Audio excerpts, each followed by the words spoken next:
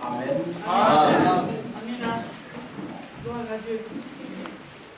C'est la vérité. C'est ça. À cette atmosphère, on veut les gens venir à l'église pour adorer le Seigneur. Ce n'est pas en vain.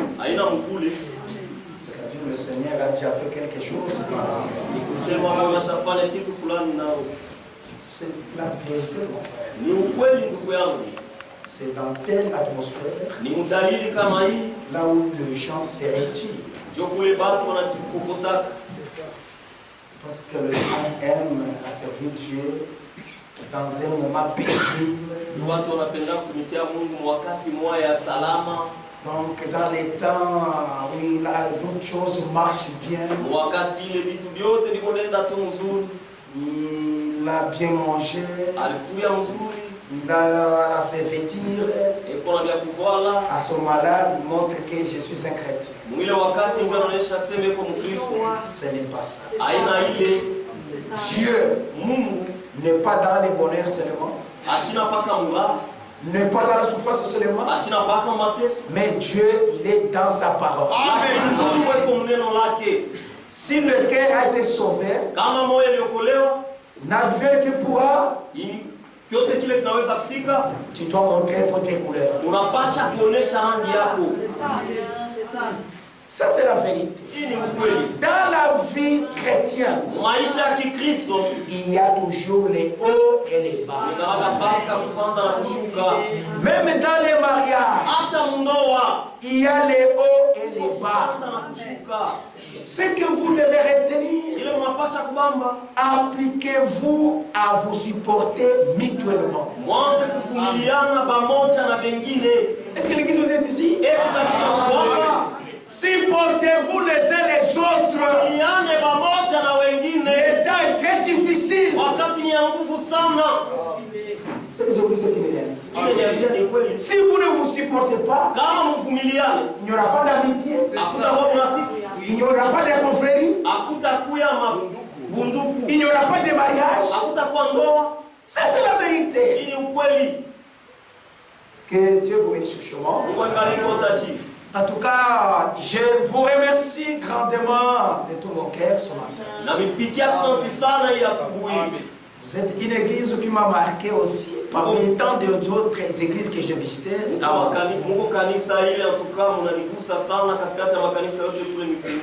Oui.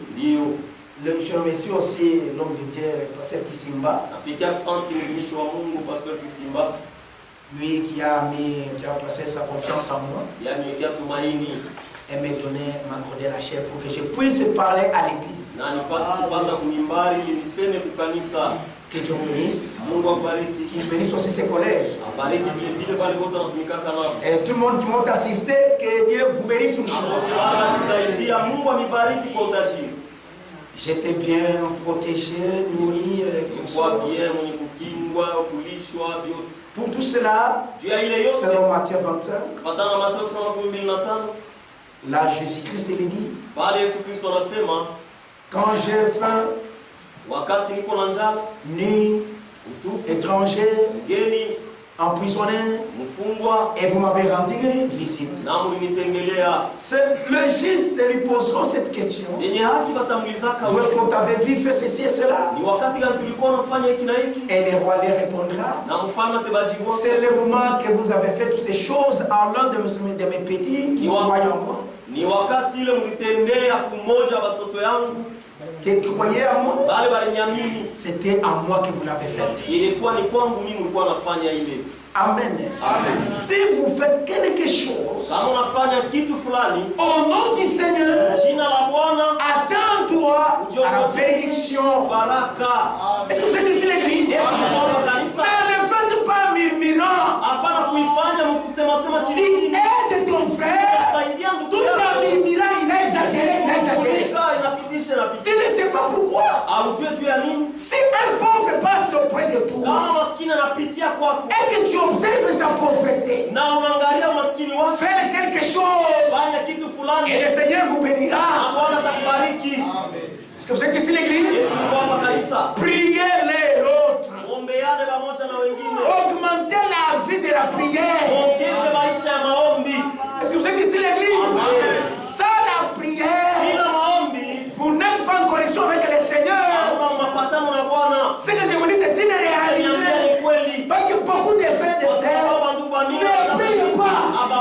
Ils prient quand le temps de manger, le temps de se coucher, et le temps de se réveiller, c'est tout.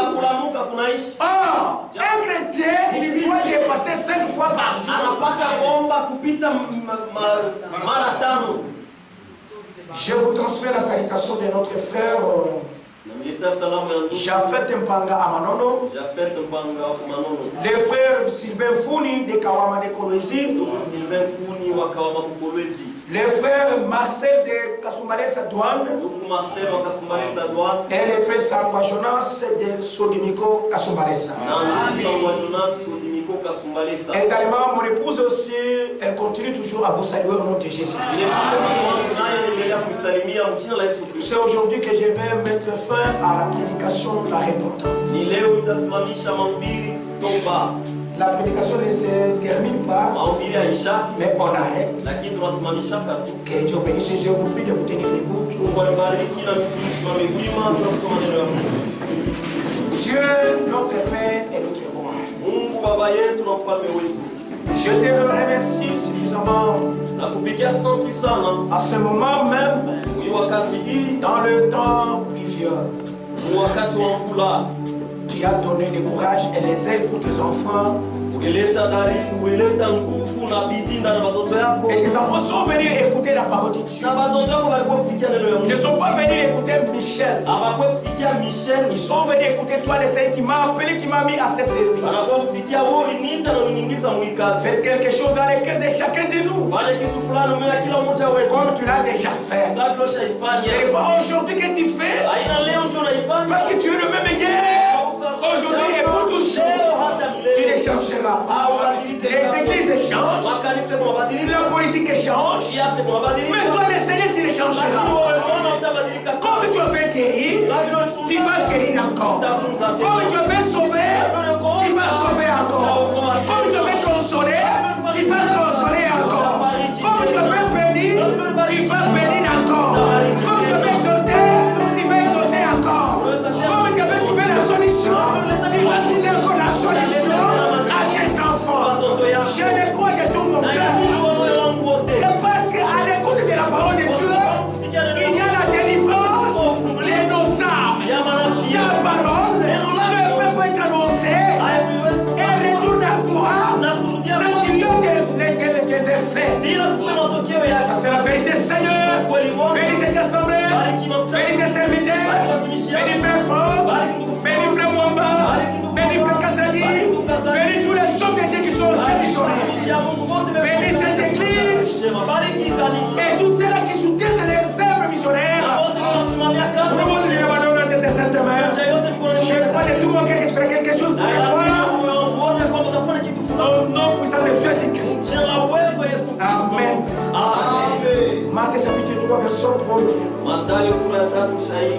En ce temps-là, Jean-Baptiste prêchait dans le désert du Judée.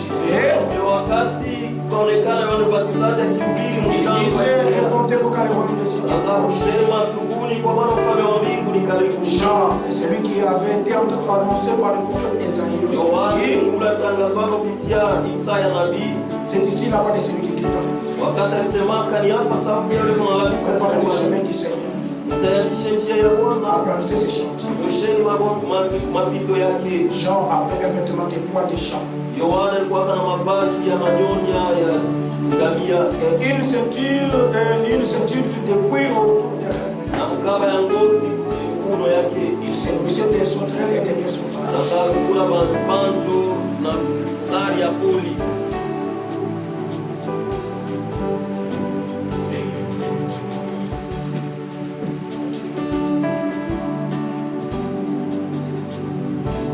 Les habitants de Jérusalem, de toute la Judée, de tous les pays de l'environ du Jourdain, Akacha Yerusalema, Bayudea yote na bainchi yote ya karibu ya Yordani. Se rendaient auprès de lui. Wanaanza kwenda kwake. Et confessant leurs péchés. Na kukiri mazambi zao. Il se faisait baptiser par lui dans le Wanaanza kufanya ubatizo naye kupitia maji ya Yordani. Mais voyant venir à son baptême, beaucoup de pharisiens et de sadducéens. Lakini akiona kuja kubatizo wake Mafarisayo na Masadukayo wengi, Il leur dit, akawaambia, grâce de Risasi ya nyoka. il vous a appris à faire la colère. Nani alimfundisha kukimbia kasirani? On disait donc du fruit digne d'un rencontre. Mtoza situnde na stahili toa. Et ne prétendez pas dire à vous-même, Na msijiwaze kusema ndani yenu wenyewe. nous avons Abraham pour père. Tuko na Abrahamu kama baba. Car Kwa je maana vous déclare que de ces peurs, si Dieu peut susciter les enfants à Abraham. nawaambia ya kwamba tokea majiwe haya Mungu anaweza kulamusha watoto kwa Abrahamu. Déjà la première mise à la racine des arbres. Tayari sokesha kuingia mizizi ya miti. Tout à l'heure, donc, il ne produit pas de fruits. Na mti yote aitoe tunda ya kuzuri. Sera coupé et jeté. Itakatwa na kutupwa motoni. Amen. Amen. Que Dieu ajoute. Mungu aongeze baraka kuhusu neno lake. Pour s'asseoir. Maweza kukaa. Ça, c'est la vérité. Hii ni ukweli. Là où ce message est prêché, Pale hii ujumbe kunahubiriwa, s'engendre véritablement fils de Dieu. inazalaka kwa kweli batoto ya Mungu. Amen. Amen. Je dis amen. Parce que dans ce message, Kwa sababu il y ujumbe a la puissance uko uwezo transformatrice. ya kugeuza. Si frère, Dieu dans la parole de Dieu, Kama ndugu uko neno ya Mungu, tu as la parole de Dieu, uko na neno ya Mungu ndani yako, tu écoutes la parole, uko nasikia neno et que la parole de Dieu ne te change pas. na neno ya Mungu haikubadilishe. Qu'est-ce qui peut te changer encore? Ni kitu gani basi itakubadilisha? Par exemple, Kwa mfano, à l'école, masomo. l'école ne change pas les choses. Masomo haibadilishake batu. L'État ne change pas. Serikali haibadilishake. Les conseils ne changent pas. Mashauri haibadilishake. Mais ce qui change, c'est la parole du Seigneur. Neno la Bwana C'est la vérité. ni ukweli. Si tu es ici, Kama kwa chaque fois que tu viens écouter la parole, kila mara unaposikia neno la et que ta vie continue toujours dans les bourbières, na dans maisha les yako bourbières, inaendelea tu mpaka matope. est-ce que tu changeras quand? Tutabadilikaka wakati gani? Amen. C'est pourquoi il faut vérifier votre vie. Ndio kwa maana unapaswa kuchunguza maisha yako. Il faut vérifier votre vie. Unapaswa kuchunguza Est-ce que réellement, eti vya kweli. lors de votre conversion, Wakati wa kuamini kwako tu t'avais répondu réellement? ulituwaka vya kweli. C'est ça le problème. Ndio mambo ni. C'est ça le problème. Ndio mambo. On ne dit pas que, Abaseme ya kwamba on ne blanche pas, abakotolaki on ne tombe pas dans les mal. hautaanguka mabaya. Non, Hapana. mais l'essentiel. Lakini ya mafaa. Jérémie chapitre 8. Yeremia sura ya 8.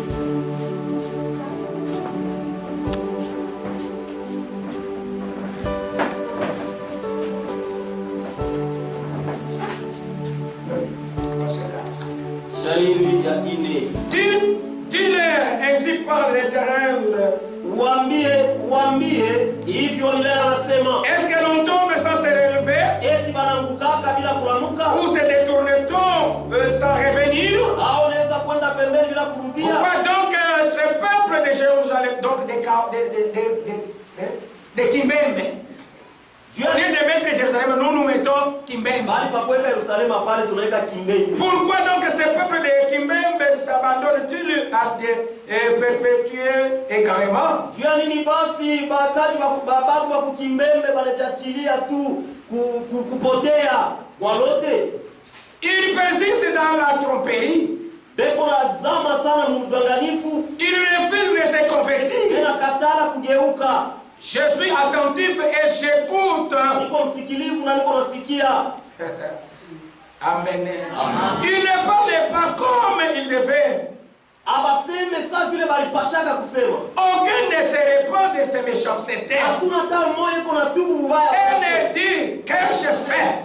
Nilifanya nini? Tout reprennent leur course. Wote beko na beba tu njia yabo. Comme un cheval qui se lance au combat. Safarasi wanaingia mvita. Même la cigogne. Hata cigogne Cigogne, bon,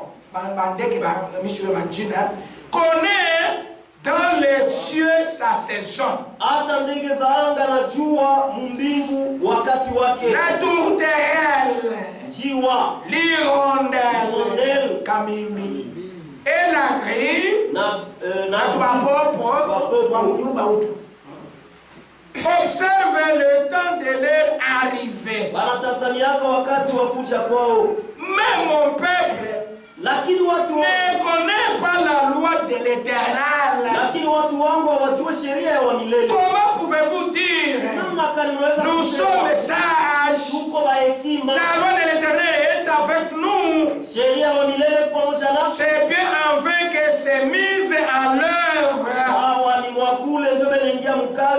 la pluie mensongère, les scribes, les sages sont confondus. Ils sont consternés, ils sont pris. Voici, ils ont méprisé la parole de l'Éternel. Et quels sages ont-ils? Amen. Amen. Amen. C'est une réalité.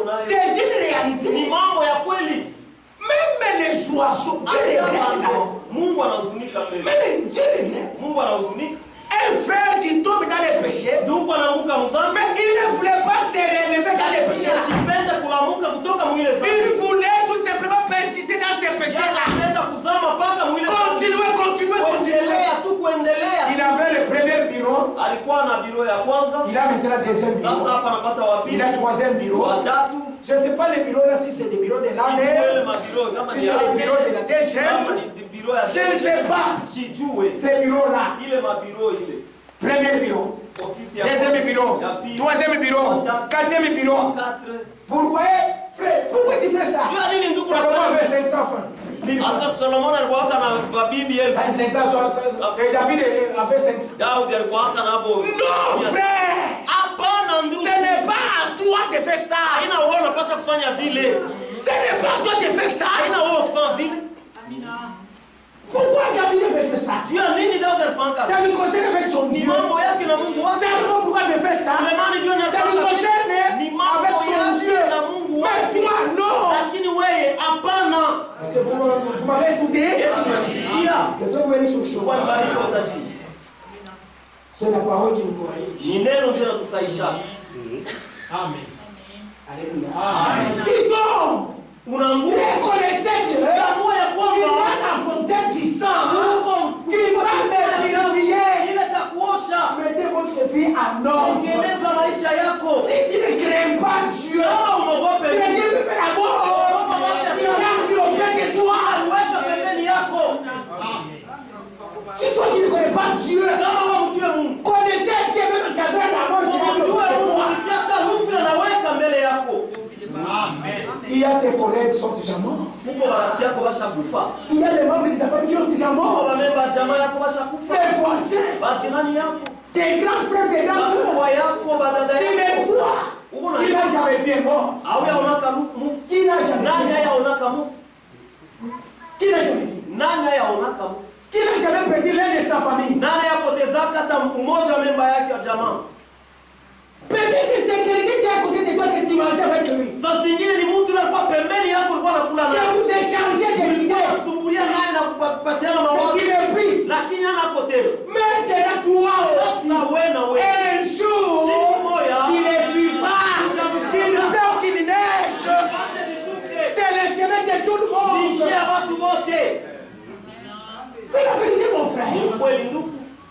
Moi, je regrette beaucoup de gens qui tuent les autres gens à cause de la fonction dans l'église. Pourquoi il n'y a pas pasteur ni pasteur? Tout le monde est poisson. C'est grave. Il y a la parole de Dieu, c'est poisson. C'est grave. Tu peux nier cette réalité. Si vous voulez la vérité, mon frère. Comme toi tu es l'enfant de Dieu, ces pensées-là, de mettre le poisson dans les fers, dans les tu ne peux pas l'avoir. Mais il y a les gens qui empoisonnent les autres. Comme nous vous prêchons, nous sommes des témoins. Sasa hivi tuko na mihubiri, tuko bashuhuda. À des fois, nous prêchons ce que nous avons vécu. Mara nyingine tunahubiria kabila tuishi. Ce que je dis, c'est une réalité. Ile niambia ni mambo. C'est pourquoi un prédicateur, il passe dans les déserts Ule napita mchango pour être enseigné par Dieu, apate kufundishwa na Mungu. pour ne pas tâtonner. Tu asibahatishe. Ça c'est la vérité. Si tu n'as pas d'expérience, Kama una naonje, ne monte pas cher pour prêcher. hapana kupanda kuimbari juu ya kuhubiri. Amen. Si tu n'as pas d'expérience, Una naonje. mais on n'ose pas démonter à la chaîne. Usipime kupanda kuimbari. Parce que quand nous prêchons ce que l'on a vécu, Kwa sababu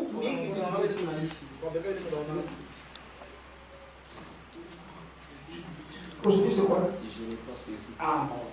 À des fois nous prêchons ce qu'on a déjà vécu. mara nyingine tunahubiriaka kile tuko naishi. Vous voyez?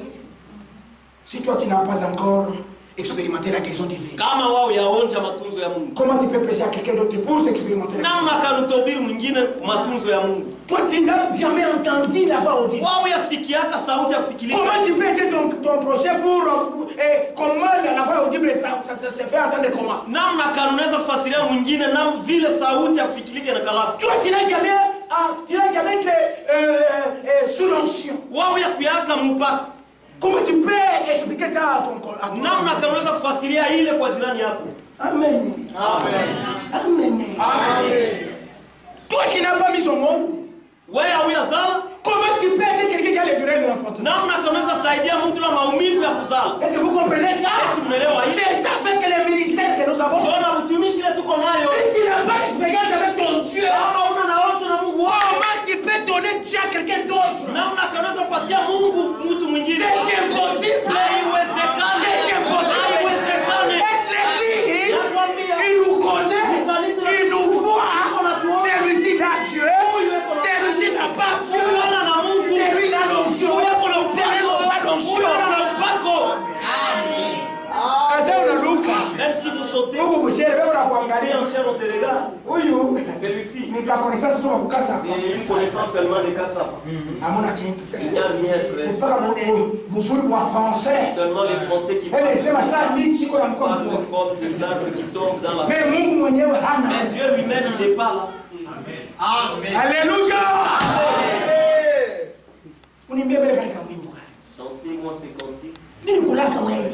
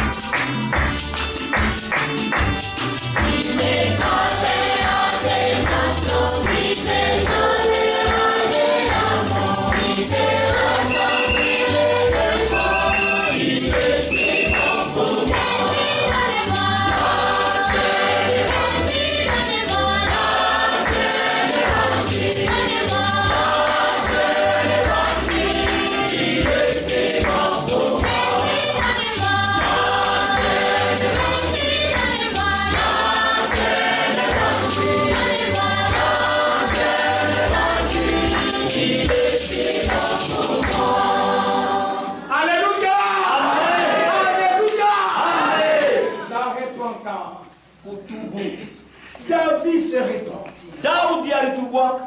Et Dieu a dit, c'est le roi selon mon cœur. Alléluia. Quand tu te répands sincèrement, Dieu augmente sa confiance en toi. Alléluia. Et Dieu, il est honoré à quiconque refuse de se repentir. Que tu sois prédicateur ou pas, Dieu, il aime son enfant qui s'humilie. S'humilier devant Dieu, c'est demander pardon. Même si tu n'as pas faute. Même si tu n'as pas faute. Tu vois que même si vous causez avec ton frère, lui, il est optimiste. Il persévère dans ce qu'il fait. Humilie-toi. Humilie-toi tout simplement. Demandez pardon, frère. Non, pardon. Arrêtons ça. C'est tout. Est-ce que vous êtes ici l'église? Même dans vos foyers, vous devez connaître comment demander pardon. Même si tu es marié, même si tu es riche, demandez pardon. Au-dessus de toi, il y a quelqu'un qui te chapeaute aussi. C'est le Seigneur Jésus. Amen. Personne n'est au-dessus de tout le monde. Même les présidents. Lui aussi, il y a ceux-là qui le dépassent. Mais je vous dis la vérité. La vie ne fait que tourner, ça tourne. Tu peux te poser la question, on peut convoquer le président à la Cour constitutionnelle. Et on le fait asseoir, parle de ce que nous avons entendu. D'ailleurs, c'est lui qui et dans la Cour constitutionnelle, il faut asseoir. Allez, tu dois rendre compte. Dans l'église aussi, c'est ça la cour haute. Baraza ya yulu. Voilà, c'est ça les français. Baraza ya yulu. Baraza ya yulu. Le plus haut des cours, c'est l'église de Dieu vivant. Baraza ya yulu ni kanisa mwali hai. Dans la cathédrale, nous nasema amen. Ici, pourquoi j'ai dit ça? Parce que si on tranche ton problème, on ne tranche pas avec des penchants. Si dans l'église on tranche des problèmes avec des penchants, cette église-là ne serve pas les seigneurs. Ils sont dans des coutumes. Alléluia. Pourquoi? Il y a une écriture qui dit, nous ne connaissons personne selon la chair.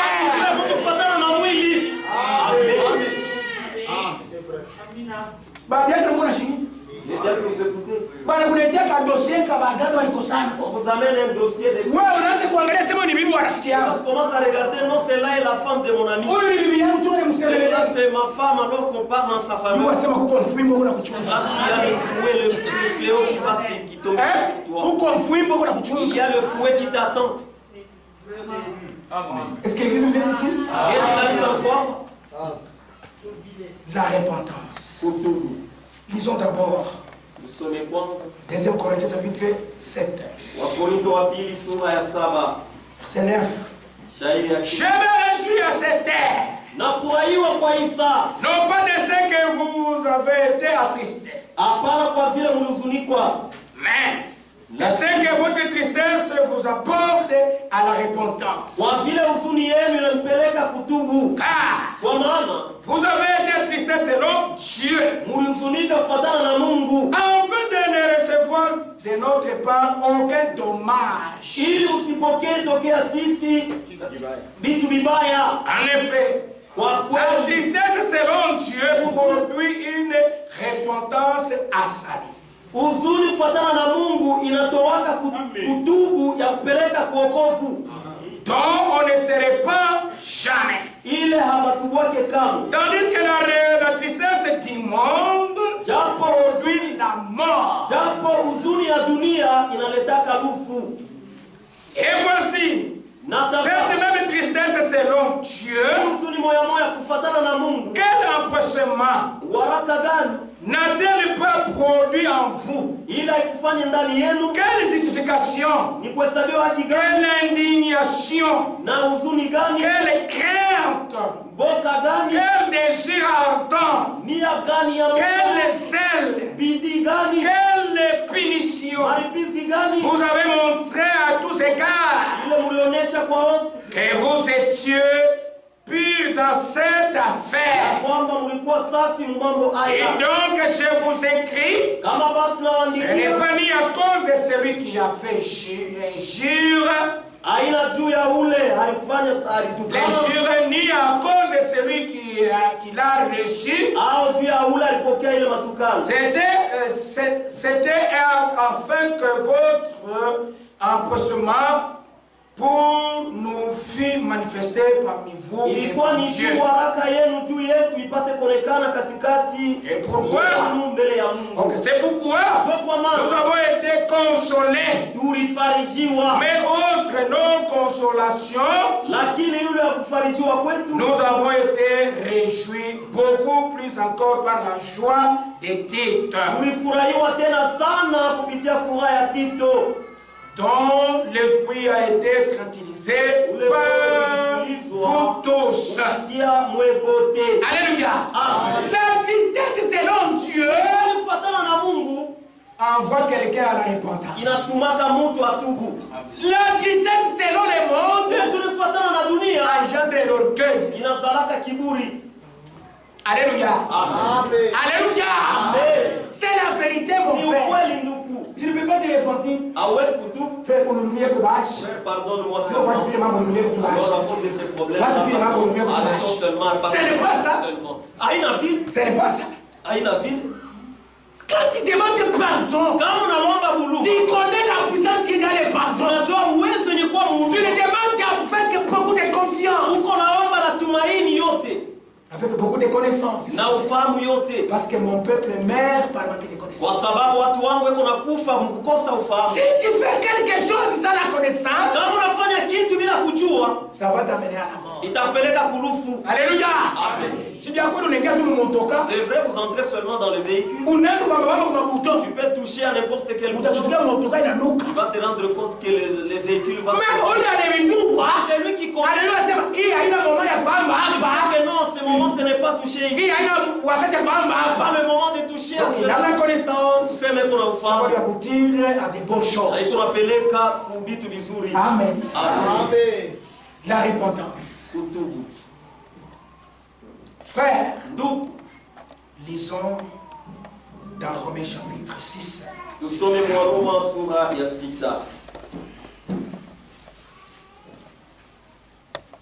Verset 9, nous allons lire beaucoup ici.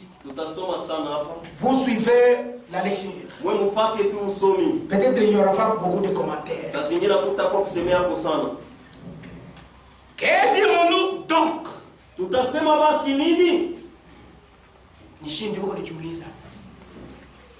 Si on nous compose la question.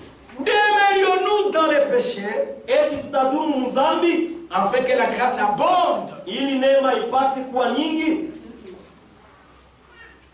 La Bible dit loin de là. Nous qui sommes morts au péché, comment vivions-nous encore dans les péchés? Ignorez-vous que nous tous qui avons été baptisés en Jésus, c'est en sa mort que nous avons été baptisés. Nous avons donc été ensevelis avec lui par le baptême. Afin que, comme Christ est ressuscité des morts, par la gloire du Père, de même nous aussi, nous marchons en nouveauté de vie. En effet, si nous sommes devenus une même plante par la conformité à sa mort, nous le serons aussi par la conformité à sa résurrection. Sachant que Notre vieil homme a été crucifié avec lui, afin que le corps du péché fût détruit, pour que nous ne soyons plus esclaves du péché. Car celui qui est mort est libre du péché. Si nous sommes morts avec Christ, nous croyons que nous vivrons aussi avec lui. Sachant que Christ est ressuscité des morts, ne meurt plus. La mort n'a plus de pouvoir sur lui. Car il est mort. C'est pour le péché qu'il est mort. Une fois pour toutes. Il est revenu à la vie. Et c'est pour Dieu qu'il vit. Et si vous-même, regardez-vous comme mort au péché. Et comme vivant pour Dieu en Jésus-Christ. Quel est le péché? Ne règne donc point dans votre corps mortel. Et n'obéis pas à ses convoitises. Ne livrez pas vos membres au péché et aux iniquités, mais donnez-vous. Ne livrez pas vos membres au péché comme des instruments d'iniquité, mais donnez-vous même à Dieu comme étant vivant des morts que vous étiez, et offrez à Dieu vos membres comme des instruments de justice. Car le péché n'aura point de pouvoir sur vous, puisque vous êtes non sous la loi, mais sous la grâce. Quoi donc? Pécherons-nous parce que nous sommes non sous la loi et sous la grâce? Loin de là. Ne savez-vous pas que quand vous livrez à quelqu'un comme esclave, pour lui obéir, vous êtes esclave de celui à qui vous obéissez, soit du péché qui conduit à la mort,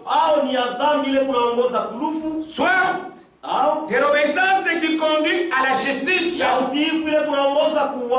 Mais grâce soit rendue à Dieu de ses cœurs,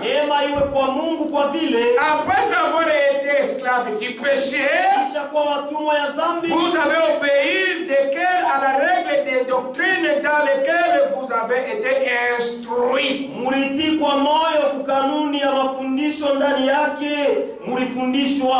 Amen. Amen. Amen. Amen.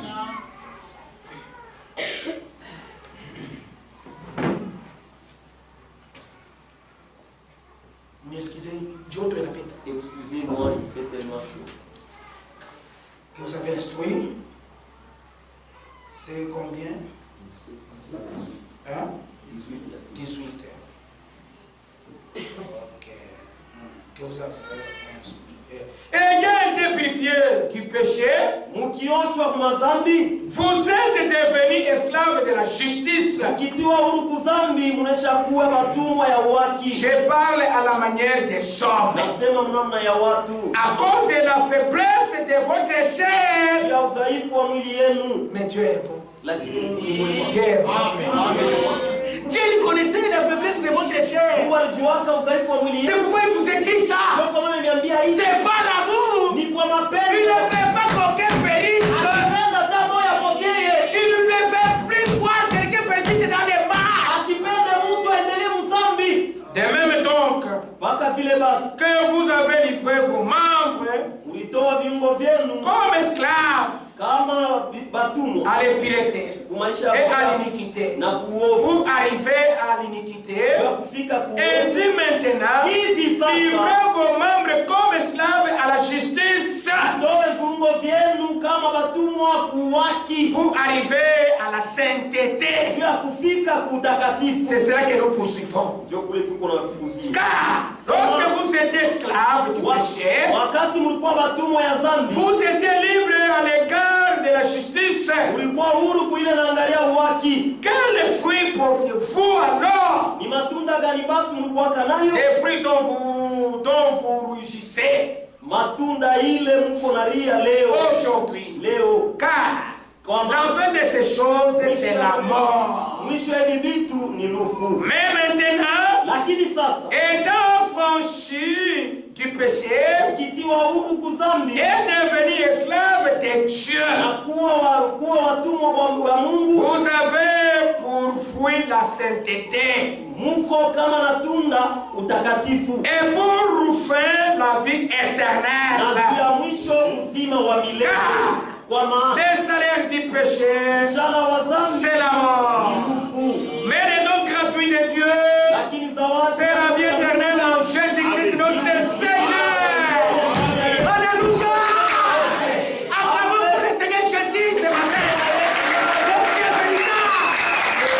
véritable. Ça, c'est la vérité. Bien-aimé. Écoute-moi. Maintenant, nous voulons maintenant cogner d'abord. Vous allez excuser un peu de ma folie. Frère, il y a un ange dans la vie terrestre. Cet ange-là a plani même l'éternité, même des vallées, même des montagnes. Quel cet ange-là? Ni busharati. L'adultère. Busharati. L'adultère. Busharati. Il y a trois choses. Il y a l'argent, la popularité, il y a la femme. La femme. Qui dit la femme, on voit déjà la prostitution. Bien-aimé. Ce matin, un véritable enfant de Dieu qui a le téléphone. Si dans son téléphone il n'y a pas de message de la prostitution, il est enfant de Dieu. Quand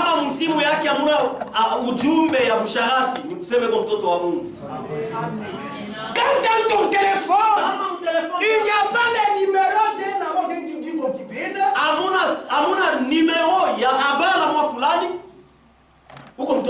Tu es un enfant.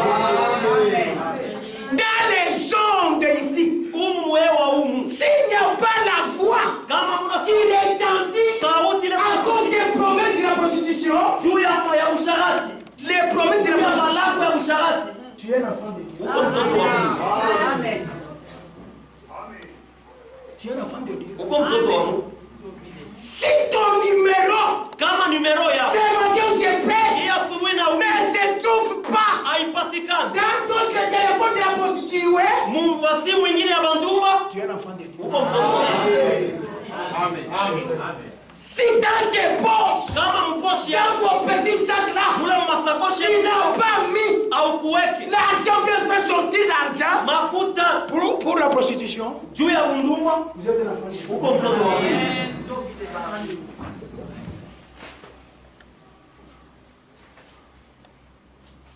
Frère, si votre rire, tu n'as pas rire à cause de la prostitution, tu es un enfant de Dieu. Tes dents, si tu n'en as pas montré à une prostituée dans ce moment, tu es un enfant de Dieu. Amen.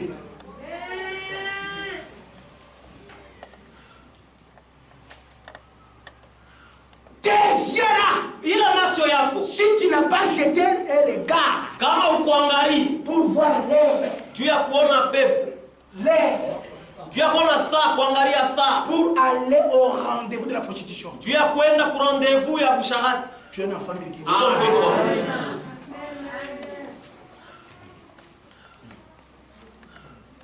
L'air est grave. Ça, il faut y attendre. L'air est grave. Ça, il faut y attendre. La prostitution passe au record. Isha tawala sana. Plusieurs frères ne commettent pas les vols. Ceux qui commettent les vols, bon, moi je les vois comme ce sont des hommes plus insensés.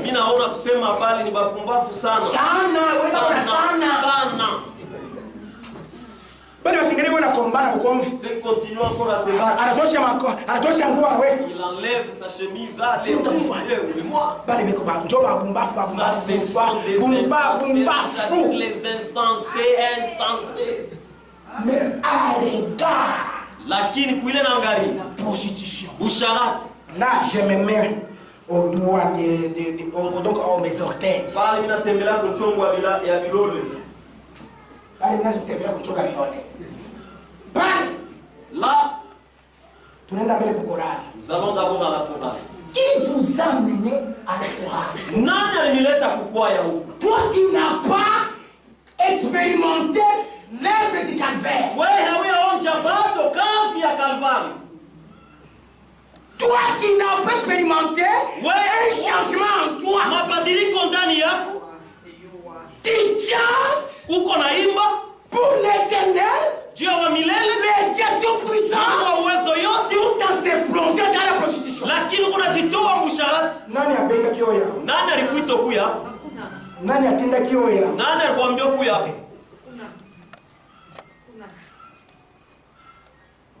Et puis, kisha vous avortez. Unatosha mimba. Vous mettez dans des poubelles. Dans des fosses optiques. Nani abenga kioya wa? Nani alikuita kuya hapa? M'écoute aujourd'hui. Basi nisikie leo. La grâce est là. Neema ingariki. La grâce. Neema. C'est la grâce. Ni neema. Comme grâce. Neema. Alléluia. Grâce à toi. Parce que tu as entendu cette prédication. C'est la prédication de la délivrance. C'est la prédication de la délivrance. Aujourd'hui, si vous entendez ça, si c'est pas bon, c'est pour être perdu. Amen. Ça c'est la vérité. Christ est mort une fois pour toutes.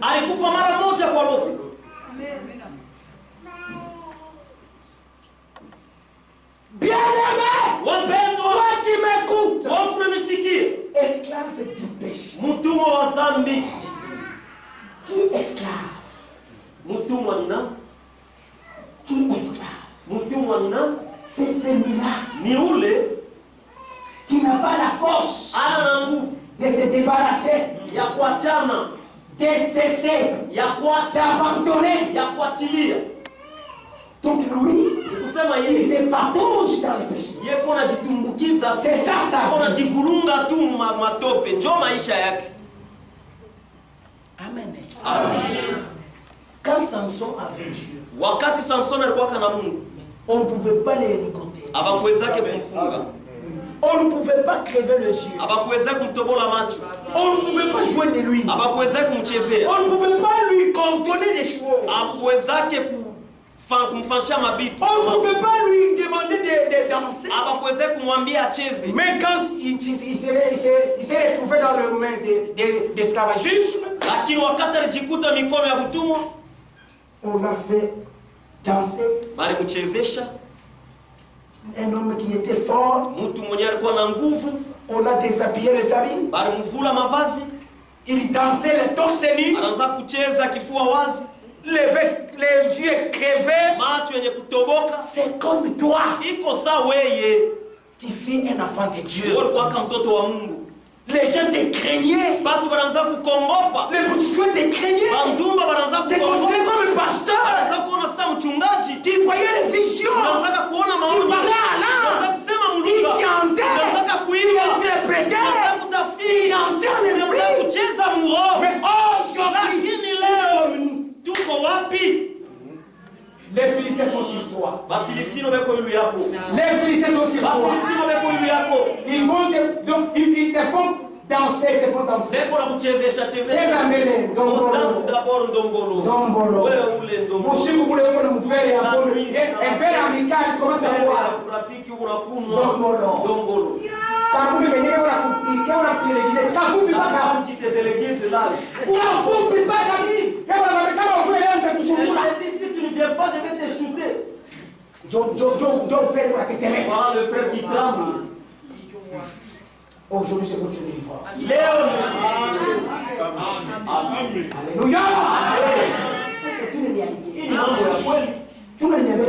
Et c'est moi, je vais vous raconter quelque chose. Dans la ville, là où il y a des porcs et des boucs, on proclame et on proclame. Demain, ou bien aujourd'hui, à partir des 13h, 12h, 13h, 14h, 12h, 13h, 14h, qu'on ne voit personne se patauge dans la bourbière. Tous seront agités là où il y a des porcs et des boucs.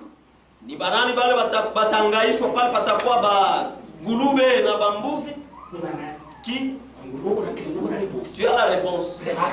Parle, frère. Hein? Ce sont les porcs. Par là-haut, tu vois qu'ils écoutent. Hein? Pourquoi les Bouloubé? Tu as mis ni Bangouloubé. Pourquoi? Tu as mis. Parce que c'est sa vie. Hein? Écoute-moi. Amen. Je me dégarde fois ma prédication. Frère Michel. Si tu manges le piment, est-ce que moi ça peut me faire du mal ici? Si le frère Michel mange le piment, est-ce que moi ça me fait du mal ici? Comment moi je parle aux impudiques? Mais toi tu te fasses contre moi. Il y a quelque chose qui ne va pas en toi. Alléluia. Moi je parle aux souffrants. Mais pourquoi tu te fasses contre moi? Comment? Moi je parle aux féticheurs.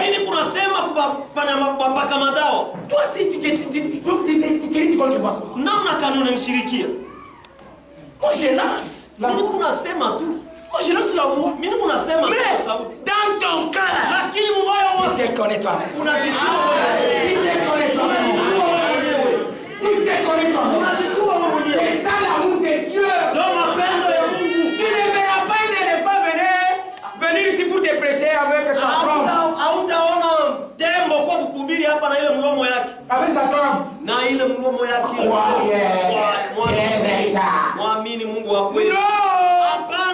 On voit tout simplement des hommes qui te descendent. Pour nous aider. Alléluia. La prostitution tue. Nous ne craignons pas les sida. Nous ne craignons même pas la mort. La mort pour nous, c'est un gain. C'est l'esclavage. Alléluia. Louez le Seigneur avec des clameurs.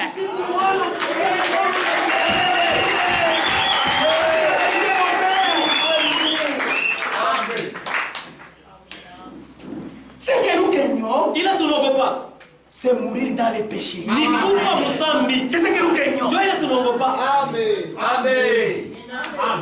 Amen. N'attends pas les jours de ta maladie pour arranger ta vie. Non, c'est aujourd'hui que tu dois arranger ta vie. Pourquoi? Tu peux te repentir tout en étant en retard. C'est une réalité. J'ai déjà vu quelqu'un. Il se parle avec ses amis. Ok, bonjour. Nous allons nous appeler à 14h. Mon Jeep est fort. Dans sa Jeep vent. Pour faire tout pas qui m'aime, pas calongo. Mon qui traque.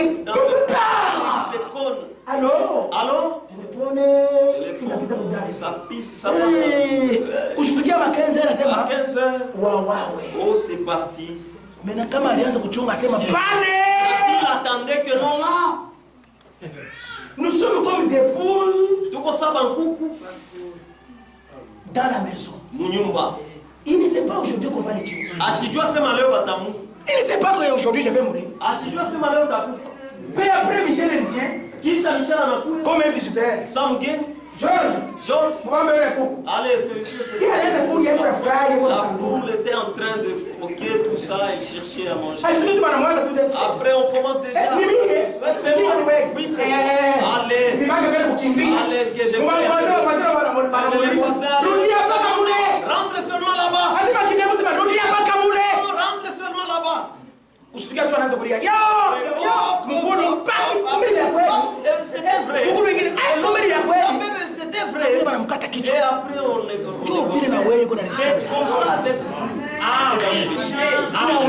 toi aussi. Il y a l'autre dans son téléphone, il y a des films pornographiques. La nuit les voilà. C'est changement. On me voit.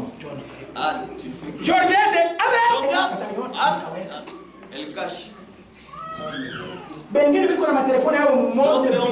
téléphone dans le mode vibreur. Chez eux, on ne connaît pas qui elle met ça dans le sous-vêtement dedans. C'est pas quand il va entendre à la toilette. Ça veut dire que toilette, c'est une seule personne qui va. Je sais mon nom à l'école. Frère, ma soeur, nos filles, ça s'abîme, pas dans nos maisons. Babiti yetu, beko naribika hapana mnyumba yetu. Pas dans nos maisons. Hapana manyumba yetu. À l'école. Ni kumasomo. À l'école. Kumasomo. À l'école. Kumasomo. À l'école. Kumasomo. Elle vient avec les mensonges. Elle a quoi na bongo? Notre professeur d'anglais. Professeur wetu anglais. Elle m'a dit le soir pour faire aussi la répétition. Je ne sais pas si c'est la révision. Ok chérie. Ça va chérie. Même les transports. Non, même les transports. Pas les transports, elle fait même comme ça. Ok chérie. Chérie. Georgette n'a même pas. Georgette demande. Et qu'on a rendez-vous avec la professeure. Elle a rendez-vous avec son professeur. Avec des folies. Elle met une jupe courte. Uniforme, elle arrive, elle change. La voilà. Mon enfant est à l'école. C'est là que tu caches là, c'est qui? Oh ciel! Il y a un grand tel qui te surveille. Bien aimé! Tu peux te cacher devant les serviteurs. Tu peux cacher ta maman, ton père. Oh ciel! Il y a un grand tel qui te voit que tu connais. Ça c'est la vérité, mon bien. Ça c'est la vérité, mon bien. Tu peux fuir la lumière. Mais Dieu qui connaissait les temps et les circonstances. Aujourd'hui, c'est lui qui te parle. Moi je m'adresse tout droit au cœur. Comme si j'étais là. Comme si j'étais là. Quand tu éteins ton téléphone, mais aujourd'hui je parle sans chef. Et quand tu as mis les noms, lui c'est Georges, toi tu écris Georgette, c'est Michel, toi tu écris Micheline. Dieu connaît. Quand tu mets les noms en abrégé, JKK. Je sais que c'est Georgette qui l'a mis là-bas. Écoutez, s'il y a le plus malin, le plus malin c'est Dieu. Alléluia. Alléluia. Et puis je vais vous donner quelque chose le plus important. Il y a un vieux,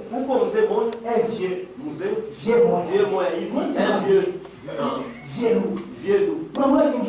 Vous connaissez son nom? Satan. Chétan. Ou le vieux. C'est vieux là. C'est un vieux celui-là. Ni vieux. Il parle avec notre Dieu. D'abord, toi pour parler avec notre Dieu. Il parle. Il appelle chef. Tu connais Michel? C'est lui qui est Le professeur ou français. Alors là, c'est mon fils. Ces vieux-là, ils connaissent toutes les techniques et les tactiques. Un ancien, il connaît comment dribbler les gens.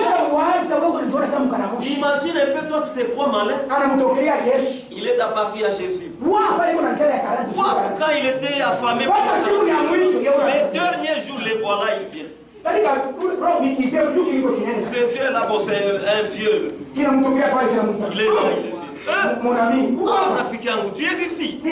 Comment? Adore-moi. Jésus le regarde. Que je t'adore.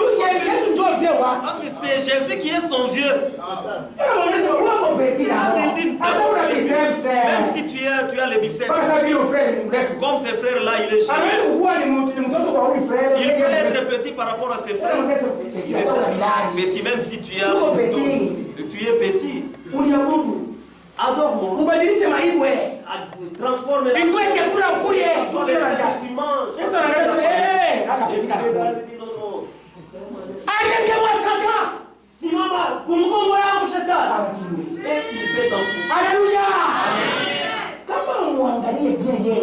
si tu n'observes pas très bien ces vieux-là, il est toujours dans tes habits. Quand tu t'habilles là, tu t'habilles avec lui. Dans les chaussures. Tu marches avec lui. Pour se débarrasser de lui, c'est se repentir. C'est voir le Seigneur Jésus. Amen. Amen. Alléluia.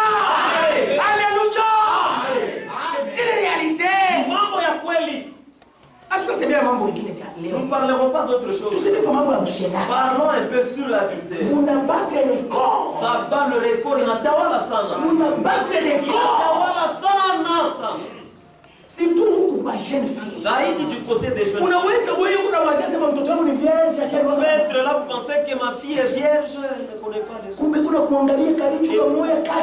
regarde d'une manière sournoise là. Nous sommes déjà malignes. Les sœurs qui... Elle ne sait même pas écrire. Les jeunes d'aujourd'hui. Avec regardez les doigts. Les messages. Un autre message. Un autre message part. Là, ce n'est pas le message qui a pas. Le message il y a un rendez-vous. C'est le message de rendez-vous. Alléluia.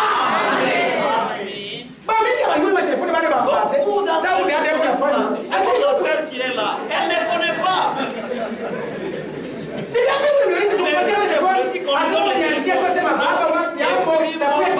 Elle fera 10 minutes avec.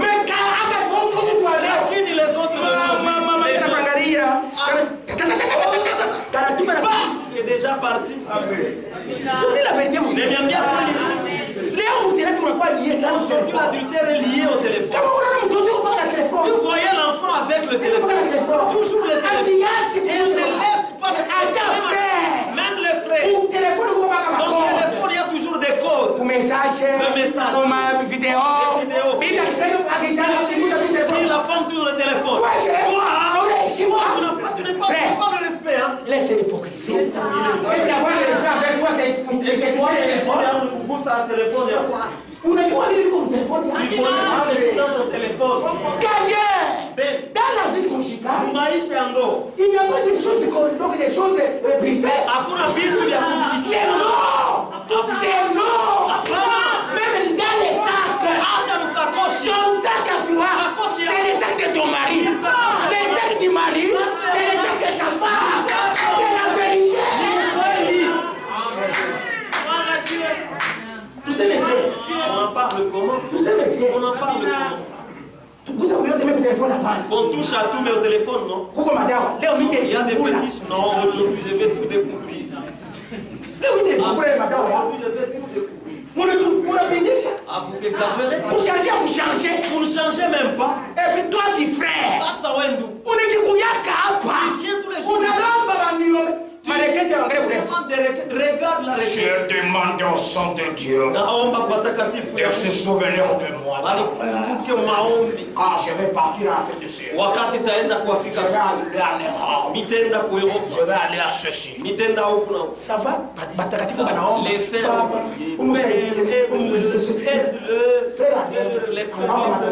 ils touchent les tout en oubliant que ce sont ces pauvres-là qui ont prié. Est-ce que je peux savoir l'argent?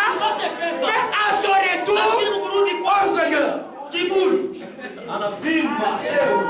elle salue ma frère la paix de contact mon corps. Il salue les frères avec la paix de contact. Oui, toi, il compère, oui. Il sait toi, il compère. Pourquoi on cache toi? Nous devons choquer Badirika, oui. Même le serviteur, c'est comme s'ils sont sous pieds, assis sous ses pieds, malheureux, pauvres, aveugles, perdus. Si c'est ton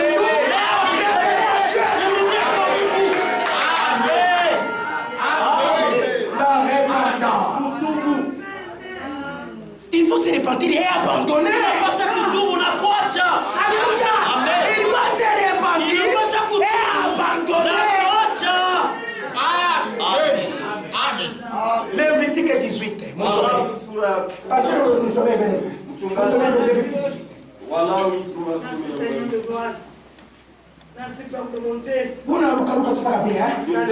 Chapitre verset 5.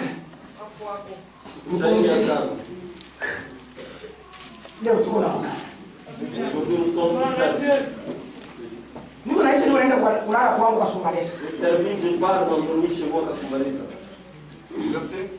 Ça encore. J'ai eu attendre.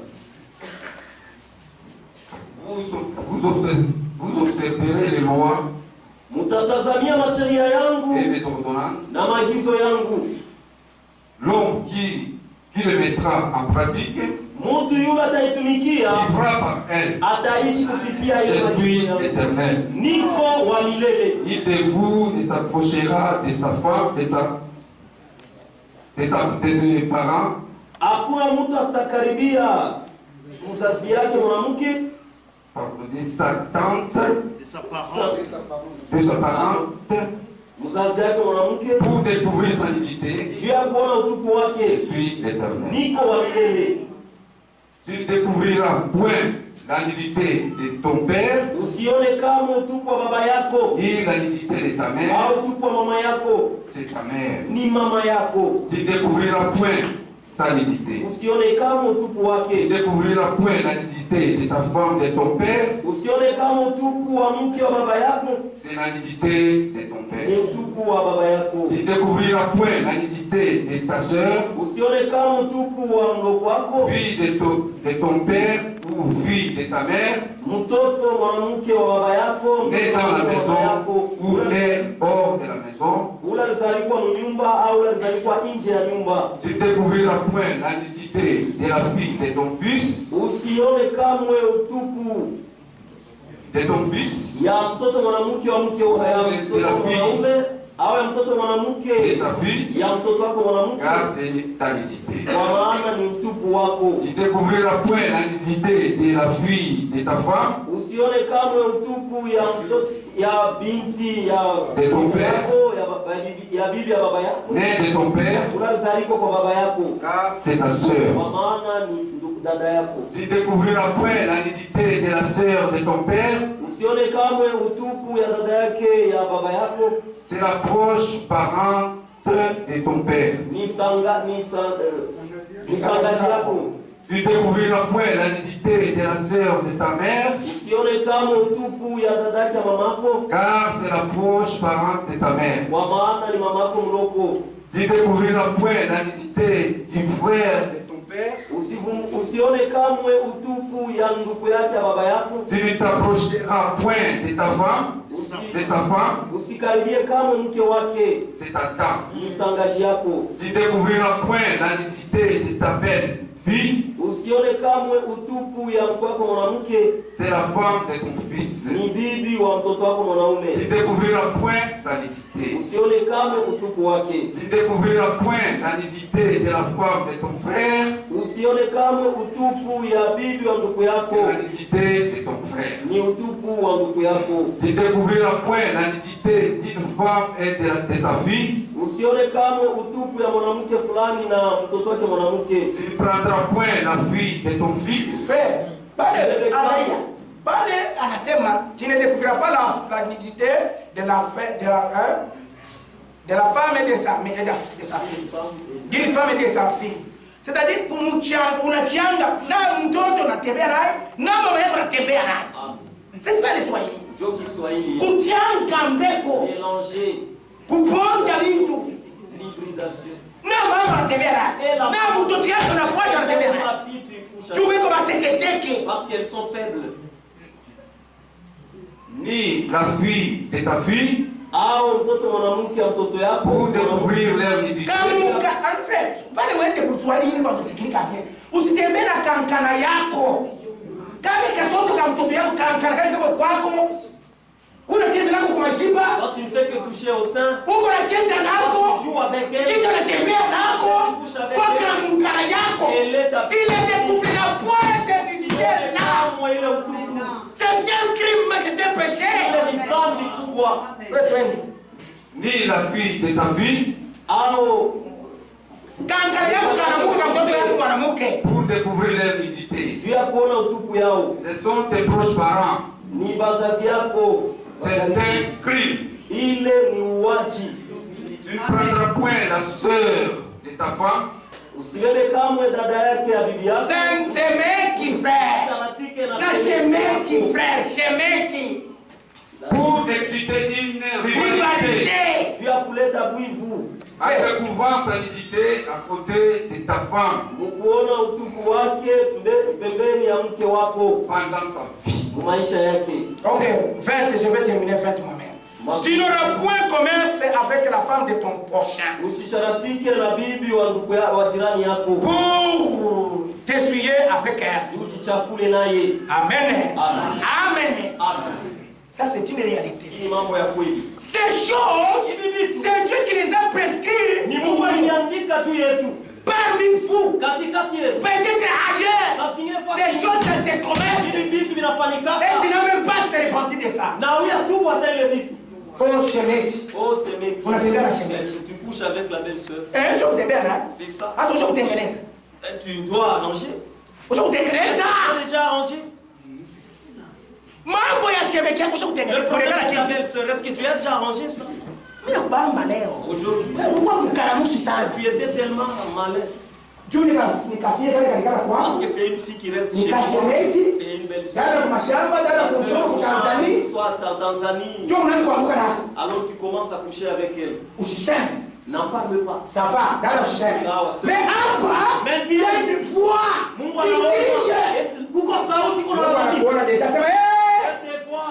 ce dossier-là, elle est venue aller.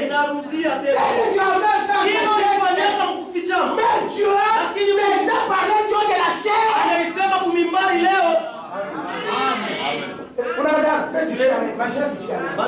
Amen. Amen. Amen.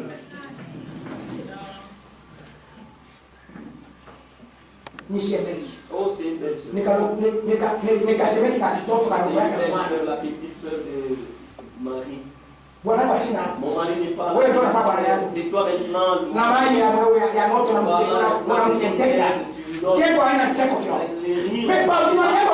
Mais quand ton mari est là, tu ne ris pas. C'est seulement ton mari.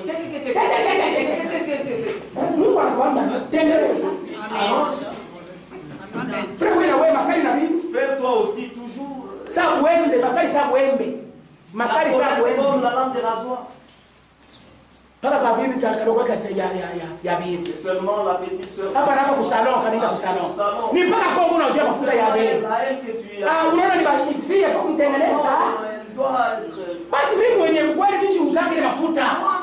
Sasa mdogo yangu hapana sheria kwa mariage français, vous savez.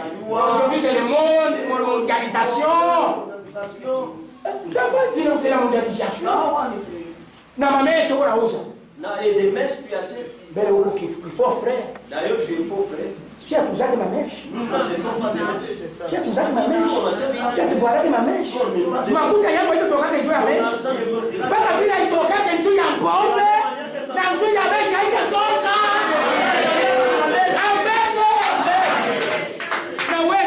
Même toi, c'est que tu es allé ici en Afrique ici. Tu as vu ce qui se passe en Afrique ici. Au Canada. Tu viens avec ça ici en Afrique. Ma soeur, c'est la mondialisation. Nous devons se civiliser. Bongo yako! Pourquoi tu parles non? Tu es païen. La vraie civilisation est dans la parole de Dieu.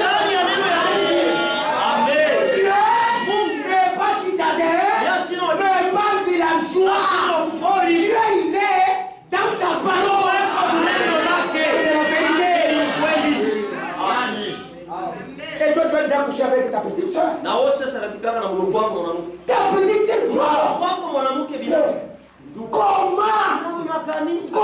Comment ça va commencer? Comment d'abord? Mais ça cante. Parce qu'elle est encore jeune. Tu es arrivé qui a ça? Alors que moi je suis cela, comment je vais en parler? Ça a commencé comment, frère?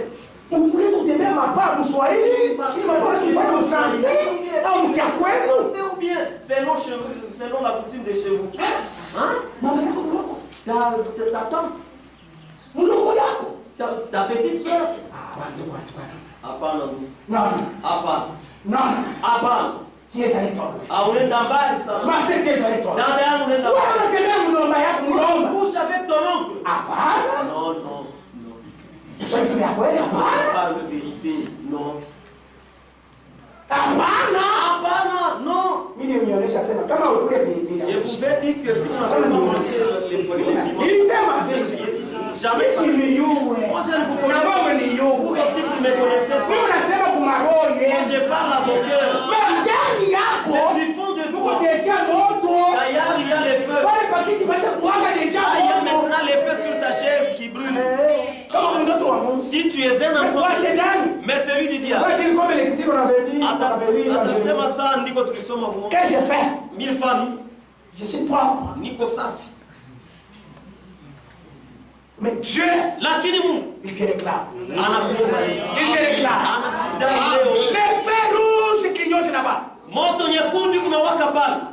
C'est à toi maintenant. Ni wewe sasa. Te reconnaître. Unapaswa kutambua. Comment? Ndugu, je unanyang'anya na bwana wa bibi wa dada yako. Tu arraches même le mari de ta soeur. Ando, hata wanasema.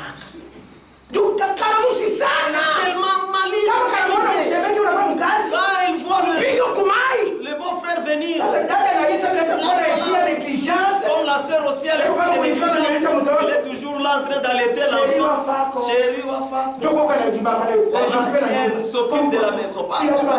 Les chaussures, elle a rangé. Fait pas passer au nez comme ceci. Hii yenyewe maswanyema kama ni maswanyema bora papai. Ni ya je? Ça c'est quoi ça? C'est comment? Frère, toi aussi tu trouves ça normal. Donc on a tout biko kawaida. Unachanga na dada na mlo. Mélanger la sœur et sa petite. Na dada yake anakuja na popola. Dada yake anakuja kwa. Il vient chez toi. Wewe unakuta unapopola. Ça tu frappes. Mwanaume anatemsha mkubwa. L'homme fort. Kama anakula nyama anazotosha na Quand il mange la viande. Mwanaume. Je suis un homme. Hein? Frère. Donc c'est aujourd'hui Dieu te demande. Ni leo hii Mungu anakudai. C'est Dieu qui te réclame. Ni Mungu yako anakudai. Tu es un enfant de Dieu. Uko mtoto wa Mungu. Un enfant de Dieu. Mtoto wa Mungu. Dieu lui parle. Anasema naye. Un enfant du diable. Mtoto wa Shetani. Le diable lui parle. Anasema naye. Alléluia. Ça c'est la vérité. Kweli. Ça c'est la vérité. Kweli.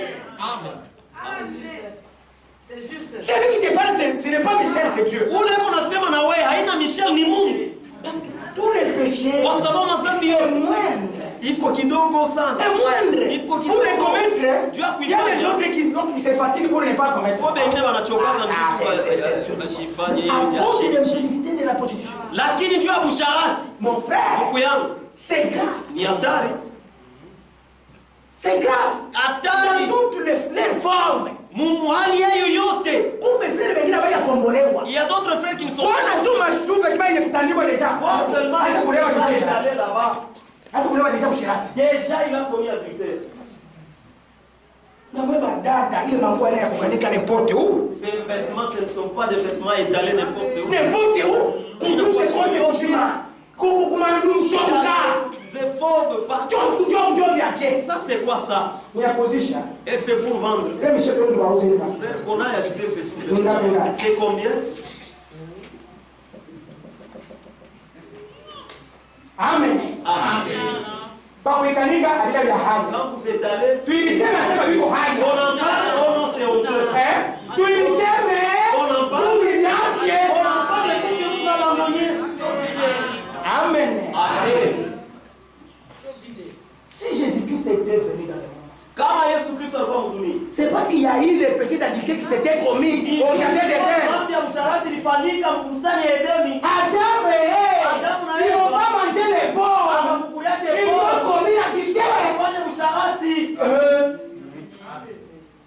Hii ndio bio Ça c'est ça. abakuli yake ndizi Ils n'ont pas mangé la banane. walifanyaka usherati. Ils avaient fait Barazana Kayen. et ils ont mis au monde Caïn. Eva alifanya usherati na Barazana Kayen. Ève a commis adultère. Caïn ni mtoto wa shetani. Caïn c'est l'enfant de Satan. Ndio maana il faut ile nzambi ndio inaleta malédiction leo tuko na terre tuko na C'est le foi. péché qui apporte la malédiction. Aujourd'hui nous mourrons.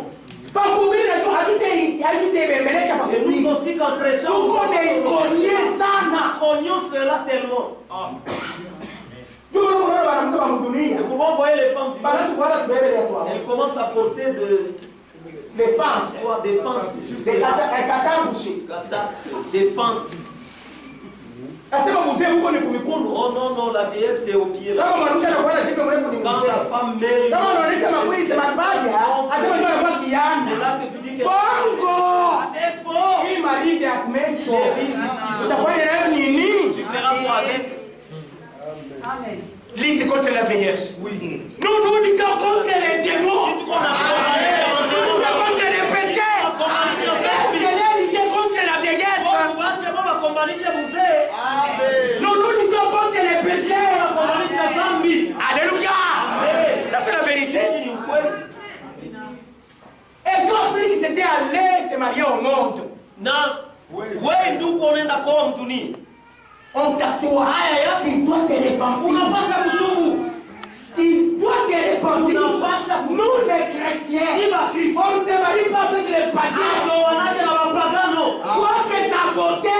Hata mzuri kwake vile vile. Ndio maana anasema Néhémie chapitre 13. Nehemia sura 10. Plutôt Esdras chapitre 10. Esdras sura Esdras chapitre 9. Esdras sura 9. Le mariage avec le païen, Ndio na mapagano. ça n'existe pas. Écrivez. Esdras chapitre 9, chapitre 10. Sura ya 10 na sura ya 9. Et frère Branham dit, Ndio maana anasema dans la brochure de... ça m'échappe un peu. Attends, je vais Pia kidogo takumbuka. Il dit, Anasema un chrétien ne peut pas se marier avec une païenne. Mkristo asiwezi kuwa mpagano mwanamke. Mais toi, tu es allé pour se marier avec une Sasa païenne. wewe ulienda kwa mpagano kule. Tu n'avais pas vu le sang? Eti ukoone badada? De telles choses dans l'église. Vitu vya vile mkanisa. S'ensuit l'église. Iko na chafula kanisa. Adam nakatana niko nasema amen. Je dis amen. Mungu Il est sensible. yeko wa makari. Quand il voit les péchés dans l'église, Kama naona zambi il mkanisa vous laisse. anakuacha. Amen. Alléluia. C'est pourquoi chacun de nous, Kila mmoja wetu il est policier l'un et l'autre. ipo polisi kwa mmoja na mwingine. S'il voit quelqu'un dans le mal, Kama naona mtu mbaya il l'aide pour le anamsaidia faire sortir dans le mal. kumtosha mbaya. Et Dieu dit, c'est dans la joie. Kumbingu kwa mfuraha. Au ciel, il y a de la joie. Furaha. Et le péché se répand. Mtenda zambi anatubu. Au ciel, il y a la tristesse. refuse de se repentir, il y a la tristesse.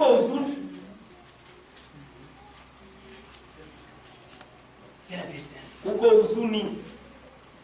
Et toi qui avortes les grossesses par force, tu es meurtrier. Tu es meurtrier. Comme aucun meurtrier n'aura pas la vie éternelle. Amen. Néanmoins que tu te repentes. Ni kama tu tubu. Pourquoi? Tu as Il y a nini? l'écriture qui dit, Andiko nasema. Jean, Yohana. chapitre combien? Chapitre 1er. Yohana sura ya kwanza. Verset 29. Lisez pour nous. Shairi ya 29.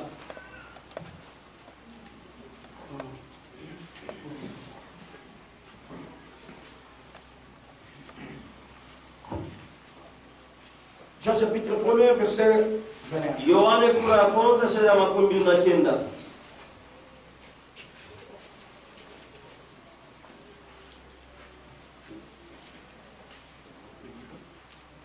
Jean chapitre 1er, verset 29. Yohana sura ya kwanza shairi ya 29. Le lendemain, il vit Jésus venant à lui et il dit: Voici l'agneau de Dieu qui ôte les péchés du monde. C'est celui dont j'ai dit: Après moi vient un homme qui m'a précédé et il était avant moi. C'est fini.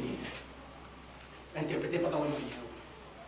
Kesho yake akisha kuona Yesu akija kwake na akisema, tazama mwana-kondoo wa Mungu anayeondoa dhambi za dunia. Amen. Amen.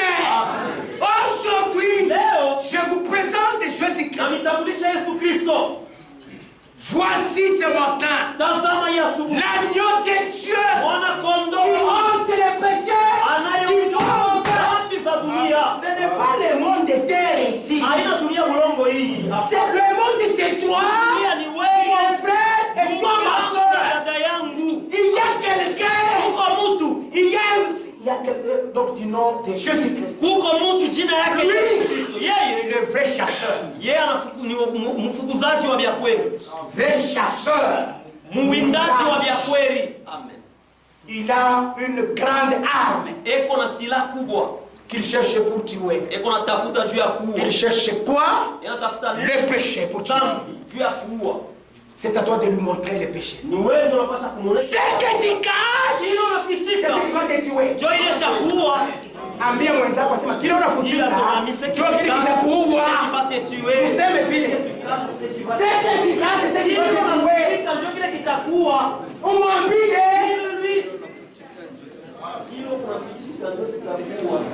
Alléluia. Alléluia. Kile unafutika ndio kile kitakuua.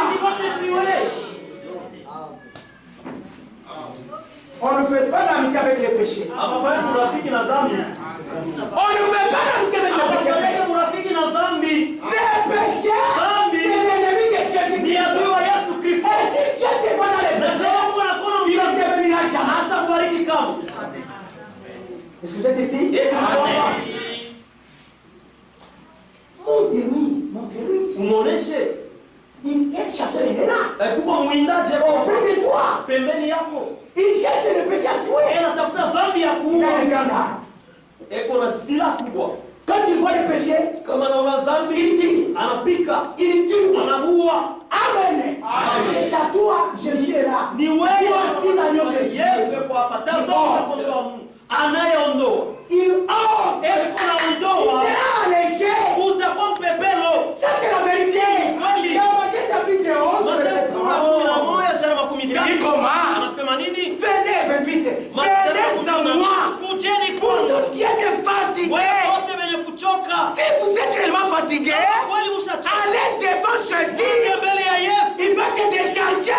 Atakupunguza Le mzigo. péché, Mazambi. ça pèse. Iko bujito. Ça pèse. Iko bujito. Ça pèse. Iko bujito. Iko bujito sana. Tu ne sauras pas marcher avec lui. Hautaweza kutembea na dhambi. Le monsieur désira Cyrène, c'était son nom, Simon de Cyrène. Il avait voulu prendre la croix de Jésus-Christ. Il n'a pas pu. Pourquoi? C'était pas dans son niveau. Vous voyez, celui qui m'a dit de transporter cela, c'était Jésus-Christ lui-même. Amen. C'est pourquoi même la coupe, personne ne pouvait boire. Seulement lui seul. Matthieu 28. Matthieu 27, frère. Est-ce qu'il y a les esclaves? Aujourd'hui, c'est votre délivrance. Aujourd'hui, c'est votre délivrance. Même toi qui as fait mentir à ton mari, que cette affaire ça t'appartient, mais toi qui savais ça ne lui appartient pas. Aujourd'hui, c'est votre délivrance. Même toi, frère, qui mentait, cet enfant, c'est l'enfant de mon petit frère et de ma petite soeur que j'ai hérité. Eux aussi ont essayé ton fils ou ta fille. Aujourd'hui, mettez votre vie. Amen. Amen. Parce que Satan, c'est beaucoup des enfants de Dieu. Il avait dirigé dans le mal, dans l'esclavagisme. Mais aujourd'hui, Dieu est venu te faire sortir dans l'esclavagisme. Aujourd'hui, dans les affaires de Dieu, aujourd'hui, pas demain. Quand vous entendez aujourd'hui, quand vous entendez ça, c'est Dieu qui dit. Amen. Même si vos péchés est rouge, comme de la crémoisie, c'est aujourd'hui que Dieu va les rendre pires. Mais le problème, si tu l'avoues dans ton cœur et dans ta bouche. Romains chapitre 8 est d'abord. 18. Frère, Somme, il est 18. Romains. On va faire le Matthieu 27. Que dit-elle donc? La parole est près de toi, dans ta bouche et dans ton cœur. Or, c'est la parole de la foi que nous prêchons. Si tu confesses de ta bouche le Seigneur Jésus, et si tu crois dans ton cœur que Dieu l'a ressuscité des morts, tu seras sauvé. Car c'est en croyant du cœur qu'on parvient à la justice. Et c'est en confessant de la bouche qu'on parvient au salut. Selon ce que dit l'Écriture. Quiconque croit en lui ne sera point confus. Il n'y a aucune différence en effet entre le juif et le grec, puisqu'ils ont tous un même Seigneur qui est riche pour tous ceux qui l'invoquent. Merci. Alléluia. Amen. Alléluia. L'écriture est claire. Si tu confesses de ta bouche le Seigneur, Jésus-Christ, tu seras sauvé. Le salut c'est aujourd'hui. La délivrance c'est aujourd'hui. Disposez ton cœur. Disposez ton âme. Celui qui veut les sauver dans ce monde, qui veut sauver son âme dans ce monde, il va les perdre. Mais celui qui va les perdre à cause de Jésus, il va les retrouver. Amen. Mon frère, nous sommes Matthieu 27. Lisez-moi Matthieu 27. Je vois que le temps file. Il est 11h combien?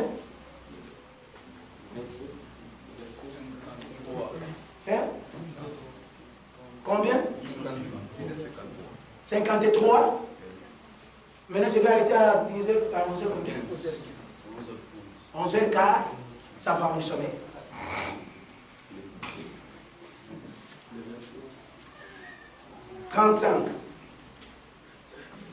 Mathayo sura 27 shairi ya 35. Matthieu 25, 35. Après l'avoir 27, crucifié. 27, pas 25. Mathayo sura 27. Matthieu 27, Le verset 35. 35. Après l'avoir crucifié. Suivez, ne dormez pas, suivez, je prie.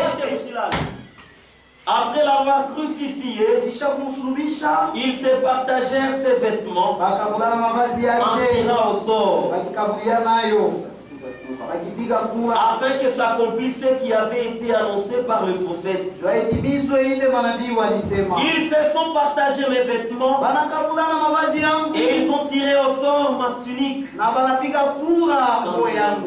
Puis ils s'assirent et le regardaient pour indiquer le sujet de sa condamnation.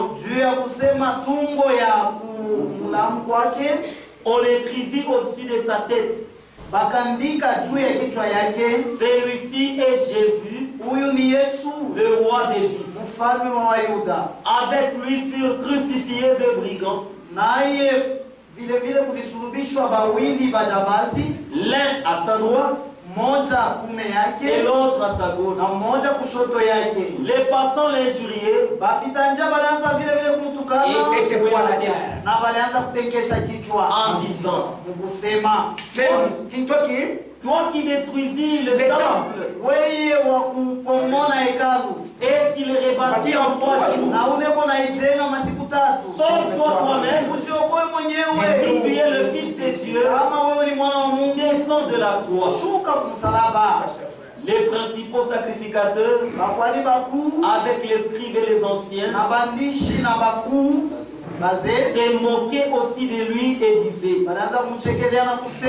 il a sauvé les autres, il ne peut se sauver lui-même. S'il est roi d'Israël,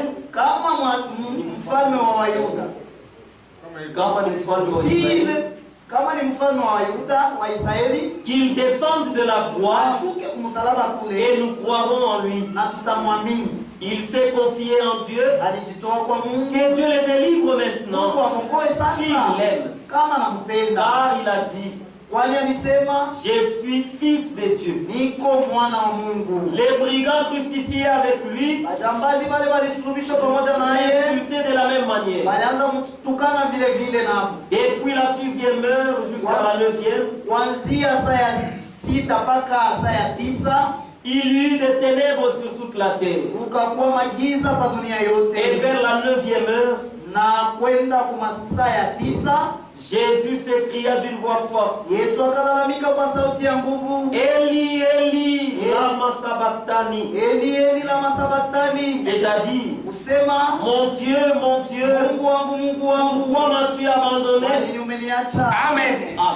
Alléluia. Ça c'est la vérité. C'était ces jours-là sur le Calvaire. Pourquoi toutes ces choses ici? C'était Jésus qui montait pour votre salut. Il montait, c'est pour te sauver. Les gens que Dieu était venu suivre l'ont fait ce que vous venez d'écouter. Lui qui n'a pas volé, lui qui n'a pas avorté, lui qui n'a pas commis d'adultère, mais il a commencé à subir la peine que toi tu méritais. Mais lui qui ne méritait pas, il a subi à cause de l'amour. Mon frère, sentez-vous aimer que Jésus-Christ. Il avait pris ta place. Lui, il est juste. On montait avec lui pour aller le crucifier. Les passants, l'injure. Et c'est quoi la tête? À cause de toi. Mais c'était toi qui méritais de faire ça. Mais Dieu a dit: tu ne sauras pas de te sauver toi-même. C'est moi qui mérite.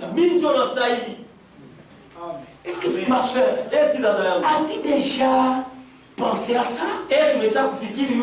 As-tu déjà médité pour cela? Quel amour! Cet amour-là que Dieu t'avait aimé, ton père ne peut pas t'aimer. Même ta femme ne peut pas t'aimer.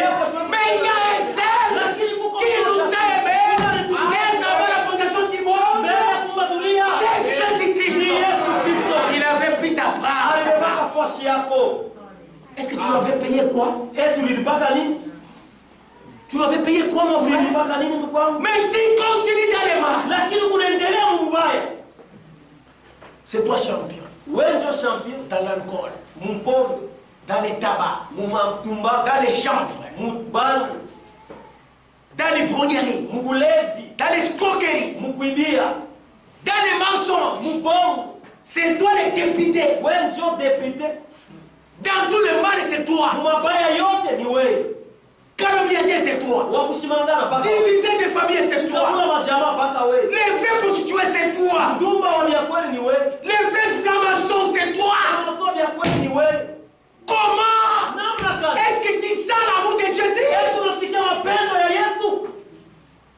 Lui, il n'est pas comme les restes du monde.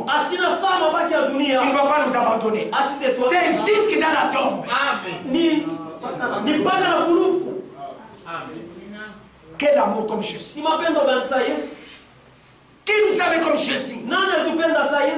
Tout ce que nous prêchons, c'est toi qui sera avantagé. Parce qu'un jour, quand tu vas te coucher dans la poussière, il viendra te suivre. Même dans la poussière, tu seras. Même si les os, c'est déjà pourri, c'est déjà décomposé. Mais lui qui rendra en vie. Le problème aujourd'hui, c'est qu'à toi de se débarrasser de tout ça. Et toi qui divises les églises, qui te mêles pour diviser l'église, tu vas te repentir où? L'église n'est pas chez un pasteur. N'est pas pour un prédicateur. L'église, c'est le bien privé de Jésus-Christ. Ces jours-là, on avait percé ses corps. C'est là où l'église était sortie. C'est dans ce maîtrise que nous sommes guéris. Mon frère, considérez ces jours-là comme si c'est aujourd'hui.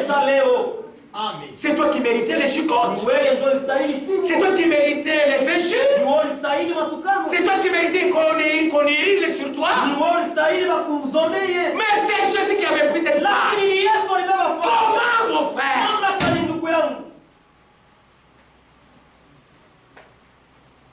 Courbons nos têtes. Et Yesu sitamsahau. 111 au coffre. Doucement là, vous allez chanter tout en méditant. Mon frère, ma soeur, toi qui es venu, tu n'es pas venu enfin. Sous la pluie, tu es venu. Donc tu es ici depuis 8h30. Ne perdez pas ton temps pour prier. Profitez sur ce moment. Entrez quand tu vas chanter. Entrez en toi-même. C'est où tu as fait voter. C'est où tu avais voté. Quand tu étais tombé. Lève-toi. Tu as encore les dents. Ouvre ta bouche. Tu auras les salis de ton âme.